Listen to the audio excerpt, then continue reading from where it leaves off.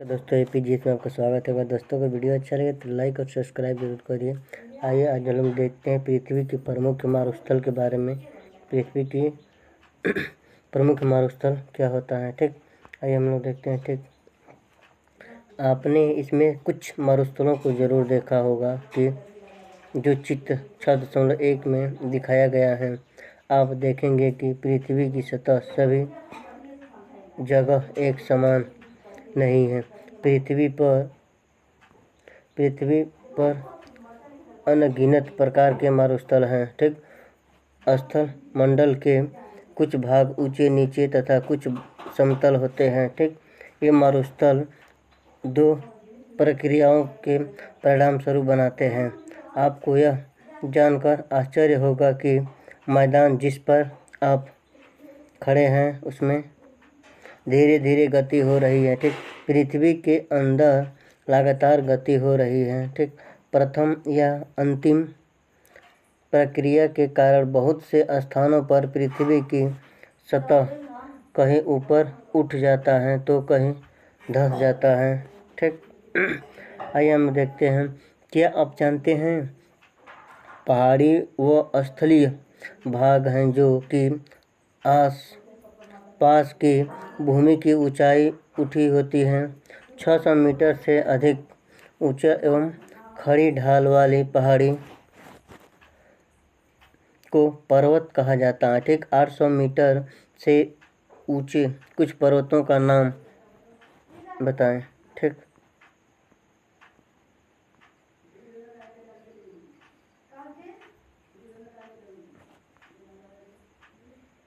आओ कुछ करके सीखें, पर्वत ना बना।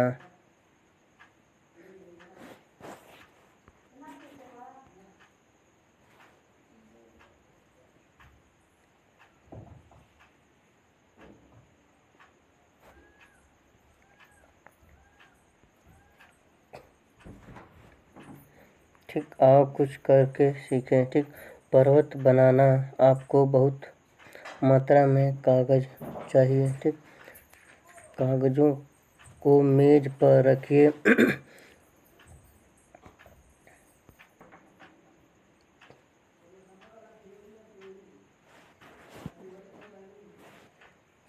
आपको बहुत मात्रा में आओ कुछ करके सीखते हैं, ठीक। पर्वत बनाना आपको बहुत मात्रा में कागज चाहिए। कागजों को मेज पर रखिए। कागजों को अपने हाथों से दोनों तरफ से दबाएं। कागज में मोड़ पड़ जाएंगे तथा वे एक चोटी की तरह ऊपर की ओर उठ जाएंगे। इस प्रकार आपने एक पर्वत बना लिया है, ठीक।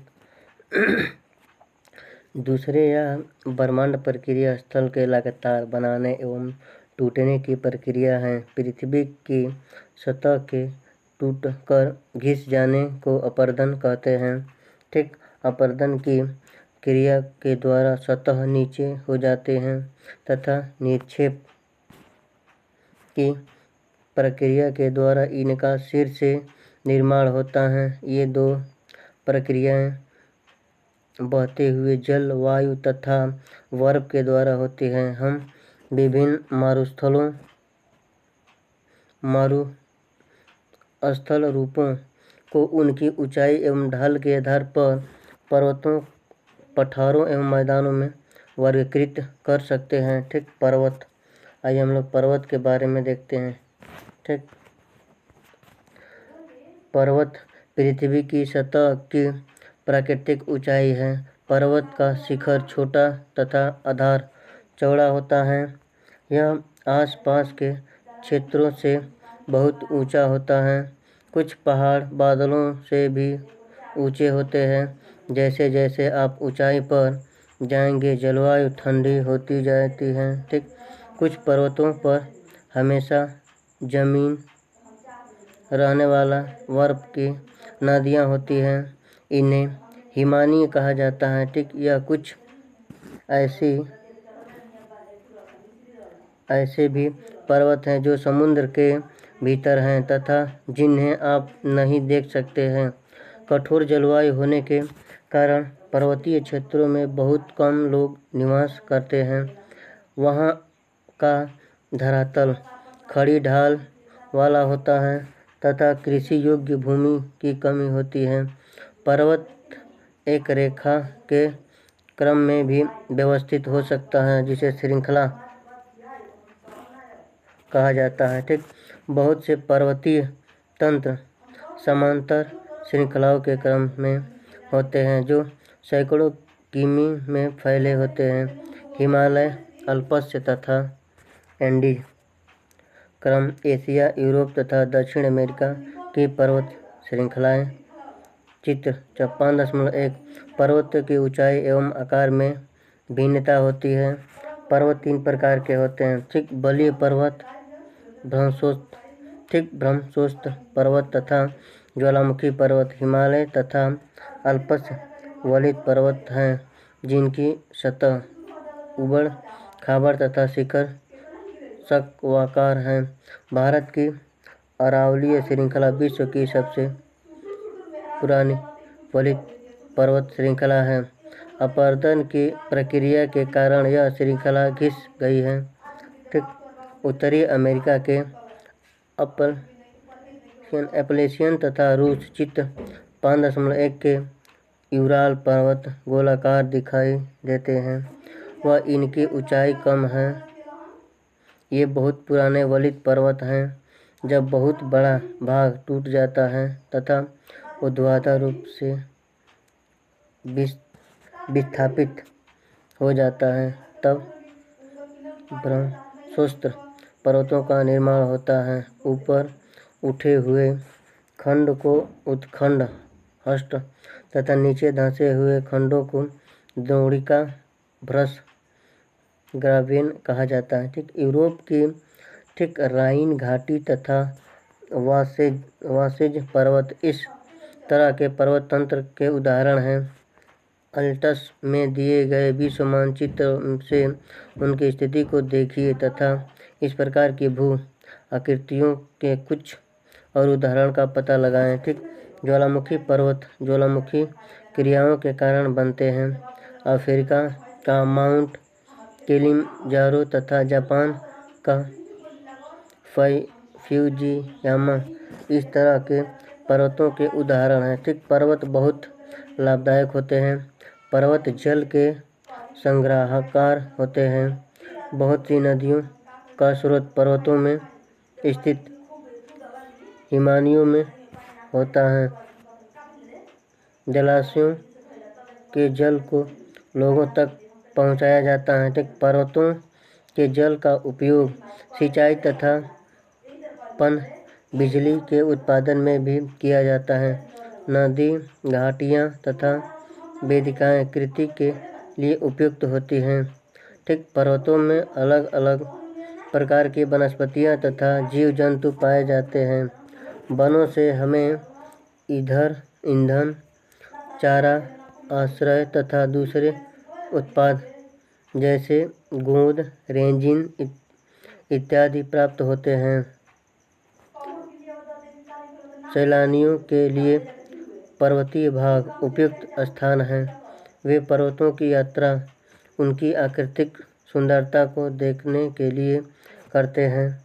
विभिन्न प्रकार के खेल जैसे paragliding, hang gliding, river rafting तथा ठीक स्कीइंग पर्वतों के प्रचलित खेल हैं। क्या आप हिमालय में स्थित कुछ ऐसे स्थानों के नाम बता सकते हैं जहां ये खेले जाते हैं?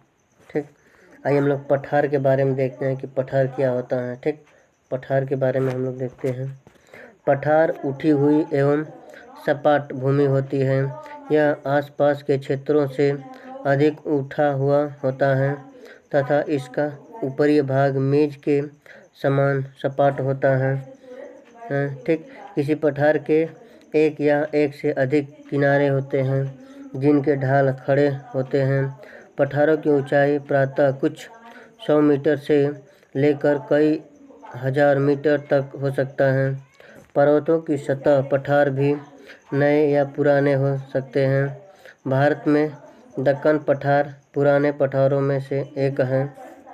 केन्या, तंजानिया तथा युगांडा का पूर्वी अफ्रीकीय पठार एवं ऑस्ट्रेलिया का पश्चिमी पठार इस प्रकार के उदाहरण हैं। तिब्बत का पठार चित्र 5.1 विश्व का सबसे ऊंचा पठार है, जिसकी ऊंचाई मध्य समुद्र तल से 4000 से 6000 मीटर तक है। ठीक, पठार बहुत उपयोगी होते हैं क्योंकि इनमें खनिजों की प्रचुरता होती है।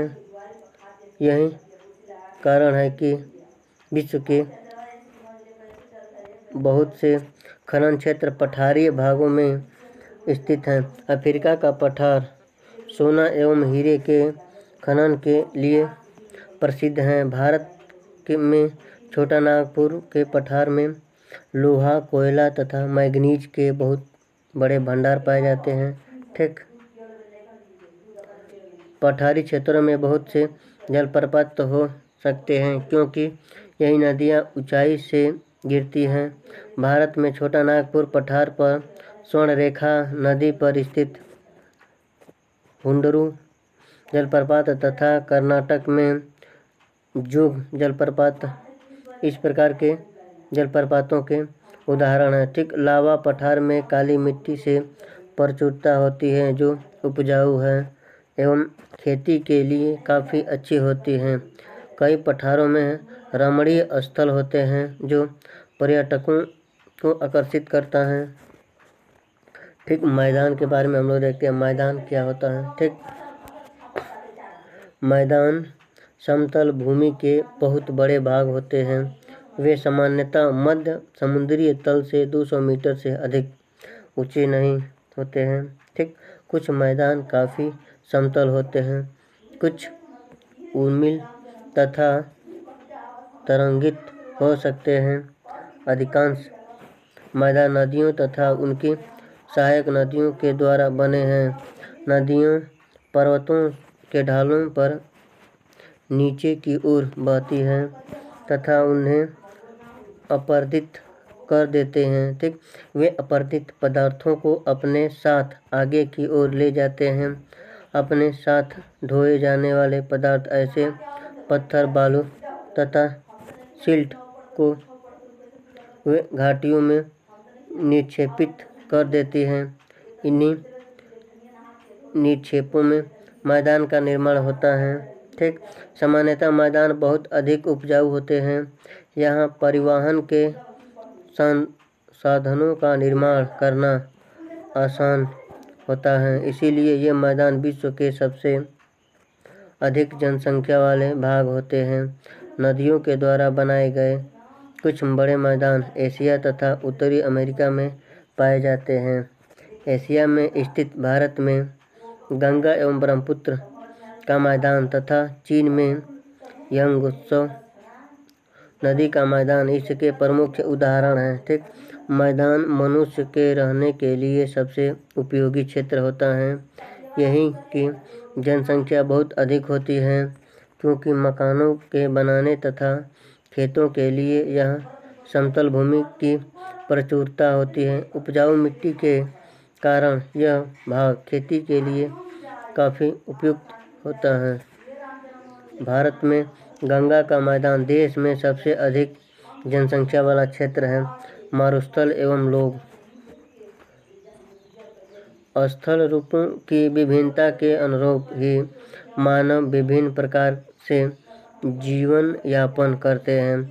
पर्वतीय क्षेत्रों का जीवन कठिन होते हैं। मैदानी क्षेत्रों का जीवन पर्वतीय क्षेत्रों की तुलना में सरल होता है। मैदानों में फसलें ठीक उगाना, घर बनाना या सड़कें बनाना पर्वतीय क्षेत्रों की तुलना में अधिक आसान होता है। विभिन्न प्रकार के स्थल रूपों पर रहने वाले लोगों के रहन सहन के तरीकों में कुछ अंतर होता है। क्या आप उनमें से कुछ अंतरों को बता सकते हैं? ठीक, कभी कभी प्राकृतिक आपदाएं जैसे भूकंप, ज्वालामुखी, उद्गार, तूफान या बाढ़ बहुत विनाश कर देता है। इन आकस्मिक घटनाओं के बारे में जागरूकता पैदा करके हम इनमें आने वाले खतरों को कम कर सकते हैं। हम कितने तरीकों से जल एवं स्थल को उपयोग में ला सकते हैं, इसका पता हम अपने आसपास के क्षेत्रों से लगा सकते हैं। प्रातः हम जल का उपयोग गलत तरीकों से करते हैं, जैसे उपजाऊ भूमि पर मकानों का निर्माण करना। इसी प्रकार है, हम लोग कूड़ा किसी भी भूमि पर या पानी में फेंक देते हैं, जो कि उन्हें गंदा कर देता है। हमें प्रकृति के इस महत्वपूर्ण वरदान का उपयोग इसी प्रकार नहीं करना चाहिए। उपलब्ध भूमि केवल हमारे ही उपयोग के लिए नहीं है, यह हमारा कर्तव्य है कि हम आगे आने वाले पीढ़ियों के लिए पृथ्वी की सुरक्षा रखें। ठीक। स्वस्थ भारत मिशन, आज हम लोग स्वस्थ भारत के मिशन के बारे में पढ़ते हैं। ठीक। स्वस्थ शरीर में स्वस्थ मस्तिष्क निवास करता है और स्वस्थ शरीर के लिए स्वस्थ पर्यावरण, विशेष रूप से साफ जल, वायु तथा स्वस्थ वातावरण प्राथमिक आवश्यकताएं हैं। इन सभी प्राथमिक आवश्यकताओं को सभी लोगों को सुलभ कराने हेतु भारत सरकार द्वारा स्वस्थ भारत मिशन कार्यक्रम चलाया जा रहा है। ठीक। आइए हम लोग देखते हैं चित्र संख्या 4 और 5 में किस प्रकार के घर दिखा रहे हैं। चित्र संख्या 3 तथा 8 में दिखाई गई जल क्रीड़ाओं के बारे में बताएं। चित्र 1 तथा 10 में दिखाए गए परिवहन के संस्थानों के बारे में बताएं। ठीक। दोस्तों, अगर वीडियो अच्छा लगे तो लाइक और सब्सक्राइब जरूर करें और अपने दोस्तों के साथ शेयर करिए।